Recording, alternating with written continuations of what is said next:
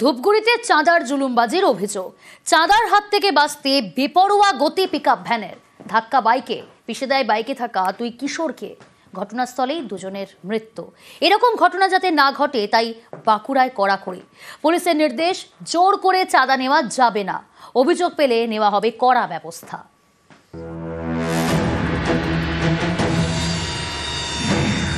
রাস্তায় গাড়ি দাঁড় করিয়ে নেওয়া হচ্ছিল দুর্গাপুজোর চাঁদা। এই চাঁদার হাত থেকে বাঁচতে স্পিড তোলেন পিকআপ ভ্যানের চালক। সোজা গিয়ে ধাক্কা মারেন একটি বাইকে, পিষে দেন দুই কিশোরকে। ঘটনাস্থলেই দুজনের মৃত্যু।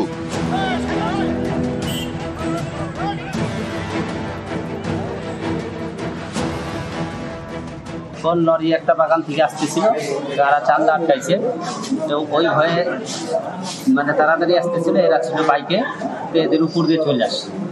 দুজন কি স্পট ডেড? হ্যাঁ, স্পট ডেড।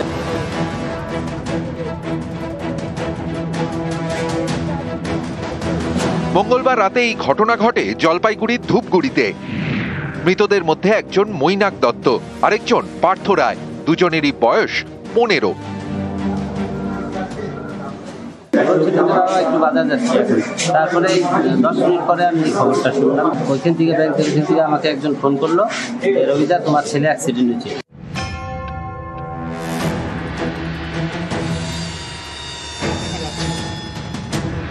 এটা যেন কোনো মতে না হয়।